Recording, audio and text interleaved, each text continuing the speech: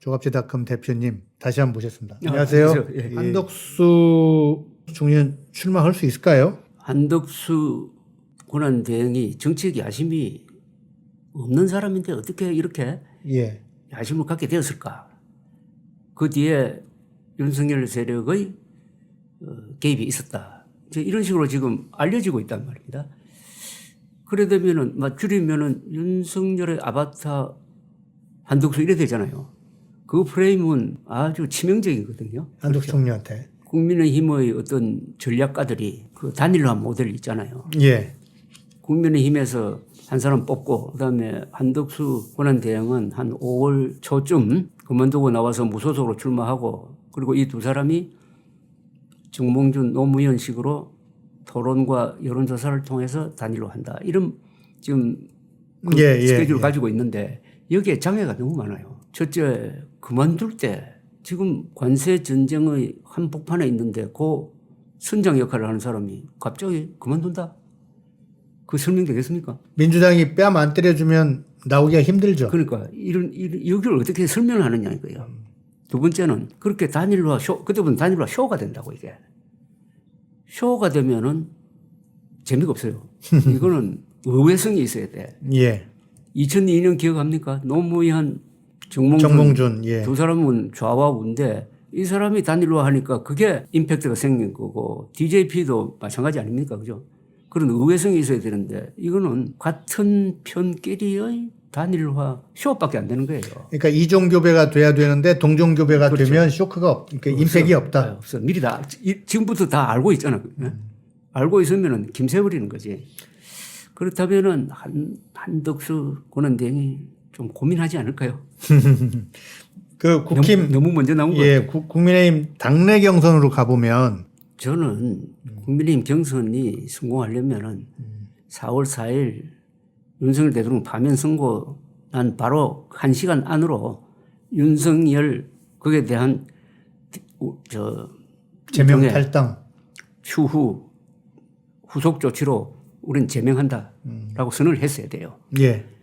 했어야 되는데 그게 아니라 오히려 윤석열의 영향력이 노골화되고 있잖아요. 예. 그러면 이건 경선 망친 겁니다. 끌려가는 거죠. 이거 망친 겁니다. 망친 거예요. 오늘 또 뭐 법정에 나가서 저렇게 떠들었다면은 국민의힘 경선은 결국은 윤석열 주도의 윤석열 세력 주도의 국민의힘 경선이라고 하면은 이게 도대체 국민들을 우롱해도 거기서 후보를 뽑은다고 한들 그 사람이 윤석열 그늘에서 벗어날 수 있느냐. 그런데 그래도 좀 비판적 입장에 서 있는 지금 한동훈, 오세훈, 유승민 중에 두 사람은 나가 떨어졌죠. 나가버렸다고요. 그러면은 이건 윤석열에 의해서 지금 주도되고 있는 국민의힘 경선인데 그 윤석열이라는 사람의 신분은 대통령직에서 파면되고 내란 우두머리 혐의자다. 피해자. 예. 혐의자다 하면은 조금 그 만회하기 위해서 한덕수 권한대행을 내세우려고 했는데 그것도 탄로가 났다. 점점 수렁에 빠져가지고 지금 현재는 국민의힘 경선도 망치고 있고 본선도 망치고 있고 그 원인은 윤석열을 밟고 가야 되는데 업고 가려고 하다가 여기까지 이르렀습니다. 이번 이 경선을 통해서 국민의힘은 보수를 자처할 만한 대표성을 이미 상실했다고 봅니다. 현재 상태. 네, 그러면 이 보수가 분할돼야 되는 거 아니냐. 진짜 보수하고 그 가짜 보수하고 그러니까 음모론 보수와 맨정신 보수가 나눠지고 친윤 보수와 대한민국 보수가 나눠지고 하는 그런 노선투쟁이 그나마 이번 경선에서 이루어지려면은 그 한동훈 전 대표의 스탠스가 중요하다고 봐요. 그러니까 아주 이런 본질적인 문제를 가지고 세게 싸워야 됩니다. 세게 싸워가지고 본인의 업적인 작년 12월 3일 4일의 비상계엄령 진압의 역할을 한 것하고 연결시켜서 자신의 정치적인 자산으로 만들어야 앞으로 미래가 있다고 생각을 하고 있어요. 한동훈 대표가 세게 나갈 수 있을까요? 뭐 이를테면 분당까지 할 수 있을까요? 아니면 윤석열을 정면으로 치받으면서 자기 정치를 할 수 있을까요? 그건 본인의 용기에 따른데요. 용기만 있으면 얼마든지 할 수 있다고 생각하고 지금은 분당까지 뭐 가도 좋다고 이거 뭐 분당이 나쁜 짓 한 사람이 바깥으로 뛰어나가는 게 아니고 예. 국가와 민족을 위해서 헌법을 위해서 좋은 일을 한 사람들 아닙니까? 그 18명은 예. 18명이 나가서 뭐 개혁신당하고 뭘 해가지고 뭐 교섭단체 만들 수도 있잖아요. 18만 나간다면 그 사람들이 진짜 보수의 챔피언이 되는 거지. 그걸 각오를 하고 경선이란 무대는 잘 활용을 해가지고 이 기회에 확실한 노선을 정립을 할 필요가 있고 그건 또 기회라고 생각해요. 한동훈 대표를 개인적으로 취재하신 적이 있나요? 뭐 몇 번 만났어요. 책도 여기서 낸 책도 읽었습니다. 아주 책 재밌고 예. 글솜씨가 좋고 그리고 순간순간의 판단이 빠르다는 걸 느꼈고 말과 글이 되는 사람 아닙니까? 말과 글이 된다. 네. 뭐 이준석 의원도 마찬가지입니다. 말과 글이 되는 정치인이 뭐 있겠지만 저는 대표적인 사람이고 한동훈, 이준석이라고 생각해요. 근데 왜 그렇게 계엄의 밤과 12월 16일인가요? 대표 사퇴까지는 나름대로 자기 정치를 좀 하던 사람이 지금 와서는 거의 자기 목소리를 못 내고 있을까요? 4월 4일 그런 헌법재판소의 결정문이 나왔고 이 결정문은 한동훈 노선이 옳았다는 이야기거든요. 그러면은 굉장한 원군을 얻은 겁니다. 헌법재판소의 예, 예. 이 결정문은 그야말로 결정적이잖아요. 예. 그걸 바로 그날 또는 그 다음 날 자기 것으로 만드는 기자회견이나 이런 게 있었어야 된다고 생각해요. 그런 면에서 좀 부족하다. 그 다음날 자기 걸로 만드는 기자회견 같은 걸 했어야 된다. 그러면 자기 게 되는 거지.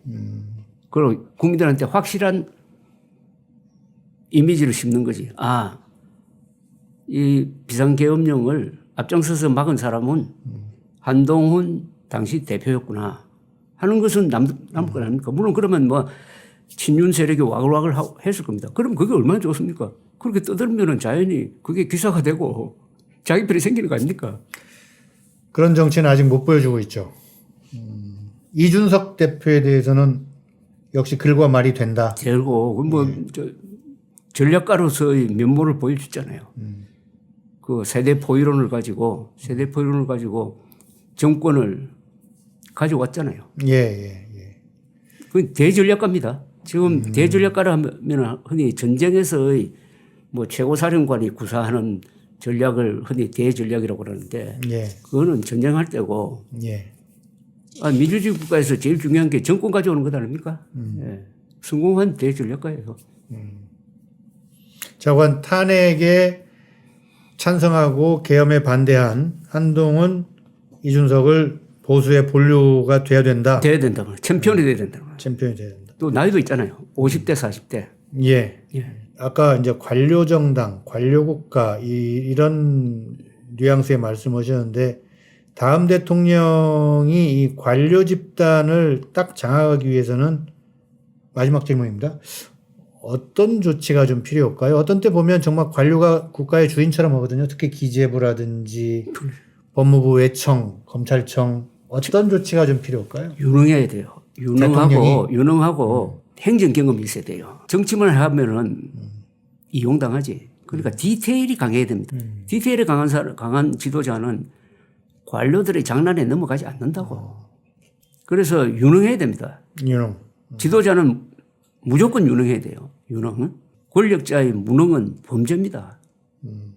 그러니까 김성환 선생 말을 다시 인용한다면은 무능한 통치자는 만참으로도 모자랄 역사의 범죄자다. 그 무능한 통치자 때문에 무능한 윤석열 때문에 얼마나 많은 사람들이 고통을 받고 얼마나 많은 사람들이 죽었습니까? 예. 의료대란으로 초과 사망자 지난번에 와서 그러니까. 말씀하신 이후에 이제 네. 이슈가 됐죠. 재미는 별로 없지만 또 한편으로 의미 있는 얘기들을 많이 나눈 것 같습니다. 조 대표님은 자관 탄핵 찬성, 계엄 반대가 보수의 본류가 되어야 된다. 라고 생각하시는 것 같고요.